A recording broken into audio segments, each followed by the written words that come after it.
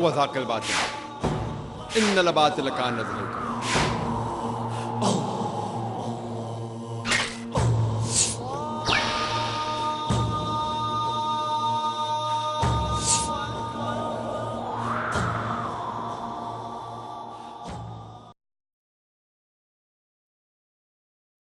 بہنوں کی طرف سے کوئی سوال؟ السلام علیکم، میرا نام انم کاظمی ہے۔ جیسا کہ آپ نے شروع سے بتایا کہ اگر قرآن اور حدیث پہ ہم لوگ چلیں تو ایک آئیڈیل لائف، ایک آئیڈیل سوسائٹی پا سکتے ہیں، تو جہالت سے جہاد بھی ایک جہادی ہے۔ میرا کوشچن ہے، A should be confined the knowledge to the Islamic studies only, B knowledge like women کو زیادہ ہم لوگ کو اہمیت دینا چاہیے، like if women is educated then the whole family is more knowledgeable, what do you think? بہن نے سوال کیا کہ جہالت کے خلاف جہاد کرنا بھی جہاد ہے، بالکل صحیح ہے۔ انہوں نے کہا کہ صرف ہمیں اسلام کی پڑھائی کرنا چاہیے کہ یہ عام جو ہم کہتے ہیں ماڈرن ایڈوکیشن یا فارمل ایڈوکیشن کرنا چاہیے۔ اور تیسرا سوال کہ خواتین کے اوپر ایڈوکیشن کی اہمیت دینا چاہیے کہ نہیں۔ آپ کا پہلا سوال بالکل صحیح تھا کہ جہالت کے خلاف جہاد بھی جہاد ہے، بالکل صحیح۔ اور سب سے پہلا جو پیغام اللہ سبحانہ و تعالیٰ انسانیت کو دیتے قرآن مجید میں، وہ یہ نہیں کہ نماز پڑھو، حج کے لے جاؤ یا زکوٰۃ دو۔ سب سے پہلا پیغام اللہ تعالیٰ دیتے ہیں سورہ اقرا میں، اقرا، پڑھو۔ اور صرف مردوں کے لیے نہ، عورت کے لیے بھی ہے۔ تب کا تیسرا سوال کہ خواتین کے ہونا چاہیے، اور اللہ کے رسول فرماتے ہیں it is obligatory on every Muslim man or woman to acquire knowledge۔ ہر مسلمان پہ فرض ہے، چاہے وہ مرد یا عورت ہو، کیا وہ علم حاصل کرے۔ تو علم حاصل کرنا ہر مسلمان کے لیے فرض ہے۔ اور اللہ کے رسول نے کہا کہ آپ اپنے بچوں کو علم دو، خصوصاً لڑکیوں کو، کیونکہ اس وقت جہالت میں لڑکیوں کا قتل کیا جاتا تھا۔ قرآن نازل ہونے کے پہلے جب لڑکی پیدا ہوتے تھے تو زندہ دفنا دیا جاتا عرب ممالک میں، تو خصوصاً عورتوں کو، لڑکیوں کو۔ تو علم حاصل کرنا فرض ہے ہر مسلمان کے لیے، جہالت کے خلاف جہاد کرنا فرض ہے، اور عورتوں کے لیے بھی۔ جو آپ کا دوسرا سوال ہے، جو آخری سوال ہے، کیا ہمیں اسلام کے علاوہ باقی دنیائی علم حاصل کرنا چاہیے کہ نہیں؟ بے شک کرنا چاہیے، کیوں نہیں کرنا چاہیے۔ علم دو قسم کی ہوتی ہے، دینی علم قرآن اور حدیث کی روشنی میں، اور دنیائی علم بھی، یہ بھی ضروری ہے۔ اور کئی قرآن کے آیت کو سمجھنے کے لیے یہ دنیائی علم بھی ضروری ہے۔ اسی لیے قرآن مجید فرماتا ہے سورہ نحل میں، سورہ 16 آیت نمبر 43، فَاسْأَلُوا أَهْلَ الذِّكْرِ إِن كُنتُمْ لَا تَعْلَمُونَ۔ اگر آپ نہیں سمجھتے تو ان سے پوچھو جس کے پاس علم ہے۔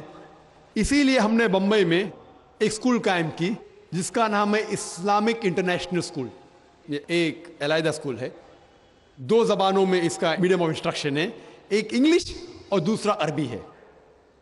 ہم جب بچوں کا داخلہ کرتے 3 سال کی عمر میں ہمارے اسکول میں بمبئی میں، ان کو دونوں زبان سکھاتے ہیں، انگریزی زبان اور عربی زبان۔ جب 3 سال کی عمر میں داخلہ ہوتا ہے نرسری میں، ہم جب سکھاتے A for apple, B for ball, A for Allah, B for Bismillah, ہم سکھاتے من الف اسد من با بیت من تا تفاح، کیونکہ مسلمانوں کو عربی جاننا بہت ضروری ہے۔ مجھے پتا ہے کہ میں دائی ہوں، میں عربی زبان نہیں جانتا ہوں، شوئے تھوڑا بہت سمجھ لیتا ہوں، اسی لیے میں چاہتا ہوں کہ میرے بچوں کو میں عربی سکھاؤں۔ یہ اسکول میں الحمدللہ ہم سب سے بہترین انگریزی علم دیتے ہیں، اور ہم کہتے ہیں کہ یہ عام جو کانوینٹ اسکول ہے ان سے فار سپیریئر انشاءاللہ ہم دیتے ہیں۔ اس کے ساتھ ساتھ اسلامک تعلیم بھی دیتے ہیں۔ ہمارے اسکول کے اندر قرآن حدیث سکھایا جاتا ہے، حدیث فقہ، ساتھ ساتھ دعوت سکھایا جاتا ہے، حفظ بھی ہے۔ لیکن ہم جب اسلام سکھاتے ہیں، ہم اسلام عربی زبان میں سکھاتے ہیں، انگریزی اردو میں نہیں۔ تو حدیث بھی سکھاتے ہیں عربی زبان میں، قرآن کی تفسیر بھی ہوتی ہے عربی میں، اردو میں نہیں، کیونکہ ہم چاہتے ہیں کہ ہمارے بچے عربی میں بھی ماہر ہو۔ عربی ایک وقت تھا جو عربی زبان سب سے بہترین زبان، انٹرنیشنل لینگویج کہلاتی تھی۔ اگر آپ کو سائنس کے بارے میں سیکھنا ہے، وہ غیر مسلم کو بھی مجبوراً عربی سیکھنا پڑتا تھا اگر سائنس کے بارے میں تحقیق کرنا چاہتا تو۔ آج کی تاریخ میں انگریزی زبان انٹرنیشنل لینگویج ہے۔ انشاءاللہ عربی پھر سے इंटरनेशनल लैंग्वेज होंगी। तो आप जब देखेंगे हमारे बच्चे 5 साल 6 साल 7 साल 8 साल के बच्चे 1 साल 2 साल में जिस तरीके से अरबी ज़बान बात करते हैं, माशाल्लाह गुफ्तगू करते हैं, तो ये जो स्कूल हमने कायम की बम्बई में, इस्लामिक इंटरनेशनल स्कूल, इसका मकसद है कि दीन और दुनियाई इल्म साथ साथ बेहतरीन पैमाने पे उसको इंशाअल्लाह बच्चों में देना। लेकिन इंटरव्यू पास करना मुश्किल है। लास्ट ईयर 800 एप्लीकेशन में सिर्फ 75 लोग को एडमिशन मिली। इस साल 625 एप्लीकेशन में से सिर्फ 60 लोग को एडमिशन मिली। तो एडमिशन मिलना मुश्किल है, और हमारे जो इंटरव्यू है काफ़ी कठिन है। हम इंटरव्यू वालदा का भी लेते हैं, वालिद का भी लेते हैं, बच्चे का भी लेते हैं। और इंटरव्यू में वालिद और वालदा को 2 इंटरव्यू देने पड़ते हैं, कम से कम 2-3 घंटे के, बच्चों को 3 से 4।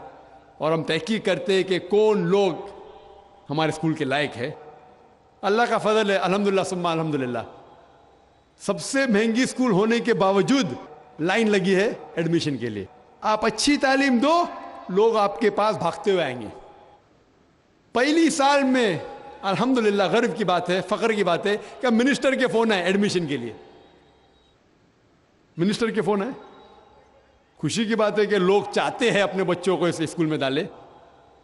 और इस साल हमने, हमारे बम्बई में स्कूल, ये 4था साल है बम्बई में स्कूल, इस साल हमने ऐसी स्कूल का एक ब्रांच शुरू किए चेन्नई के अंदर, मद्रास में। और अल्हम्दुलिल्लाह चेन्नई में भी माशाल्लाह पहले साल में 550 एप्लीकेशन आए, सीट थे लगभग 90 अल्हम्दुलिल्लाह।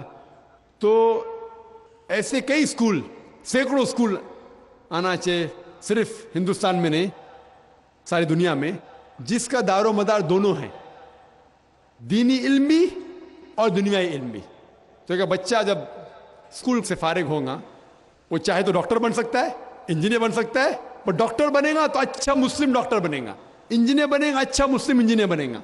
तो 10वीं पास करने के बाद वो डॉक्टर भी बन सकता है, इंजीनियर भी बन सकता है, मुहद्दिस भी बन सकता है, मुफस्सिर भी बन सकता है। उम्मीद है कि कम से कम वो 10वीं जब फारिग होगा तो कम से कम जो आम आलिम जो मदरसे से फारिग होते, कम से कम उतना इल्म हमारी उम्मीद है।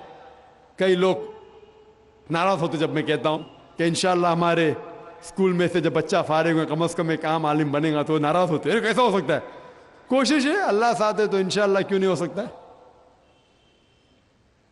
और बम्बई के अंदर एक मिसाल दूं मैं, हर साल एक किरात का कंपटीशन होता है जो हिंदुस्तान लेवल पे जितने मदारिस है उनके बच्चे उसमें हिस्सा ले सकते हैं। कभी हैदराबाद में होता है, कभी इधर होता है। इस वक्त हुआ मुंबई में, और हमारे स्कूल को सिर्फ 3-3.5 साल हुए, 34 साल है। कुछ बच्चे 1 साल है, कुछ बच्चे 1.5 साल रह चुके, कुछ बच्चे 2 साल रह चुके। और सारे हिंदुस्तान के बच्चों में अल्हम्दुलिल्लाह सुम्मा अल्हम्दुलिल्लाह किरात कंपटीशन में हमारा जो एक 3री स्टैंडर्ड का बच्चा वो 2रे नंबर पे आया, और 4थी स्टैंडर्ड का बच्चा 3रे नंबर पे आया। और जो पहले नंबर पे आया वो दूसरे मदारिस का था जो 9वीं स्टैंडर्ड में पढ़ रहा था। हमारे वहाँ 9वीं है ही नहीं। तो ये फ़ख्र की बात है अल्हम्दुलिल्लाह, हमारे बच्चे जो 2nd और 3rd के बच्चे जो थे वो 9वीं 10वीं बच्चे से कॉम्पीट करके अल्लाह के फजल से 2रे और 3रे नंबर पे आए। तो हमें उम्मीद है कि अल्लाह ताला हमारे साथ है। तो इंशाअल्लाह हमारे स्कूल में हिफ्ज़ भी है, हाफिज़ा भी होता है, जो बच्चे हिफ्ज़ में ज़हीन है। तो इस तरीके से और स्कूल सारे हिंदुस्तान के शहरों में होना चाहिए, ताकि हमें दोनों पे महारत रहे, इस्लामी इल्म पे भी और दुनियाई इल्म पे भी। जब हम देखते हैं ये क्रिश्चियन ईसाई प्रीस्ट जब दुनिया में बाहर निकलता, लोग उसकी इज्जत करते, लोग फ़ख्र से देखते हैं। अफसोस की बात है कि इस्लाम में ऐसा नहीं है। इसीलिए हम ऐसे स्कूल कायम करें जो दोनों इल्म दे, दुनियाई भी और दीनी भी, ताकि इंशाअल्लाह हम सही तरीके से बच्चों को इल्म दे सके। Hope that answers the question.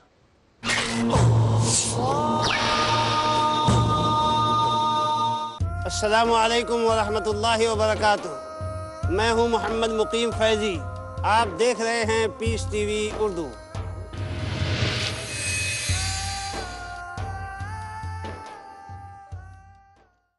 मुलाजिम ملازم کا خیال، ملازم کا خیال، ملازم کا خیال، اجرت کا تعین، اجرت کا تعین، اجرت کا تعین، سہولت کی دستیابی، سہولت کی دستیابی، سہولت کی دستیابی، استیصال کی مخالفت، استیصال کی مخالفت، استیصال کی مخالفت۔ کیوں ہے اسلام کا رویہ انسانوں کے ساتھ درد مندانہ اور پرخلوص؟ اسلام اور انسانی حقوق، کل رات 8:30 بجے اور دوبارہ دوپہر 1 بجے انڈیا میں پیس ٹی وی اردو پر۔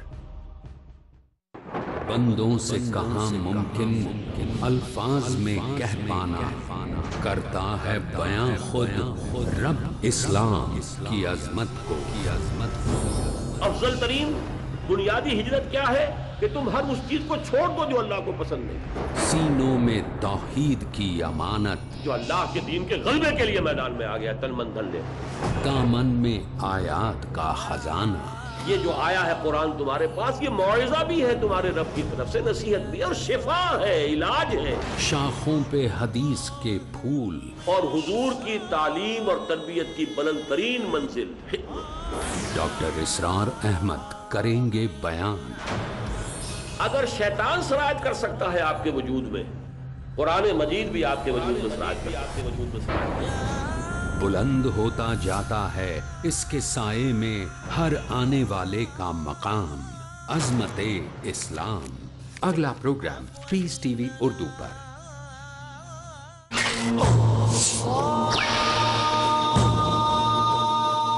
بھائیوں کی طرف سے پہلے مائک سے سوال۔ جناب ڈاکٹر صاحب السلام علیکم ورحمۃ اللہ وبرکاتہ۔ میرا نام محمد ظفر علی ہے، میں بھی میڈیکل کا اسٹوڈنٹ ہوں۔ میرا کوشچن یہ ہے کہ آپ نے کہا کہ اگر کسی غیر مسلم بھائی کو اگر ہم دعوت دیتے ہیں تو پیار اور محبت اور صبر سے کریں، ہم کوئی بھی چیز اگر ان کو کہیں تو یہ بتائیں، ہم نے ایک بار ایسی بات ہوئی تھی شرک کے بارے میں کہ بت پرستی اور یہ سب چیز کے بارے میں، تو انہوں نے ہم سے ایک سوال کر دیا کہ کعبہ شریف بھی ایک پتھر سے بنا ہوا ہے تو ہم لوگ سجدہ اسی کی طرف کرتے ہیں، تو کیا یہ اس کے بارے میں ہمیں ان کو کیا جواب دوں؟ بھائی صاحب نے اچھا سوال کیا، غیر مسلم نے بھی آپ سے اچھا سوال کیا، صحیح سوال ہے بھائی۔ اگر شرک اسلام میں حرام ہے تو آپ مسلمان جب نماز پڑھتے تو کعبہ کو سجدہ کیوں کرتے؟ سوال اچھا ہے، جس کو جواب نہیں بولیں گے نہیں شیطانی سوال ہے۔ تو اگر ہم پوچھیں گے بھائی کیوں یہ غلط ہے اسلام میں، جواب نہیں پتا ہے تو لوگ بولیں گے شیطانی سوال ہے۔ سوال تو بھائی صحیح سوال ہے میرے حساب سے، اور یہ سارے سوالوں کا جواب آپ اگر ویب سائٹ پہ جائیں گے IRF.net میں، عام سوال ہے، کوئی نیا سوال نہیں میرے لیے، عام سوال ہے۔ اس کا جواب یہ ہے کہ کوئی بھی مسلمان کعبہ کی عبادت نہیں کرتا۔ کعبہ ہمارے لیے قبلہ ہے، دشا ہے، ایک ڈائریکشن ہے۔ ہم مسلمان ہم یکسانیت میں مانتے ہیں، کانگریگیشن میں مانتے ہیں۔ مثال کے طور پہ اگر ہمیں یہاں نماز پڑھنا ہے تو کوئی شخص کہے گا کہ پورب کی طرف دیکھو، کوئی کہے گا پشچم کی طرف، کوئی کہے گا ساؤتھ، کوئی نارتھ، کوئی ایسٹ، کوئی ویسٹ، کس طرف ہم دیکھیں؟ تو اللہ تعالیٰ فرماتے ہیں سورہ بقرہ میں، جہاں بھی آپ ہے کعبہ کی طرف دیکھ کے نماز پڑھو۔ کعبہ ایک دشا ہے، ہمارے لیے قبلہ ہے۔ اور جب سب سے پہلے ساری دنیا کا نقشہ جو جغرافی ورلڈ میپ بنائی وہ مسلمانوں نے، الادریسی نے 1154 میں 1154 میں۔ اور جب مسلمان جغرافی ورلڈ میپ بناتے تھے تو ساؤتھ پول اوپر تھا اور نارتھ پول نیچے تھا اور کعبہ بیچ میں تھا۔ یہ ویسٹرنرز انگریز لوگ آئے اور میپ کو الٹا کیا، نارتھ پول اوپر ساؤتھ پول نیچے، بٹ پھر بھی الحمدللہ کعبہ سینٹر میں ہی ہے، بیچ میں ہی ہے۔ تو دنیا کے کوئی بھی حصے میں آپ کعبہ کی طرف دیکھ کے آپ نماز پڑھو۔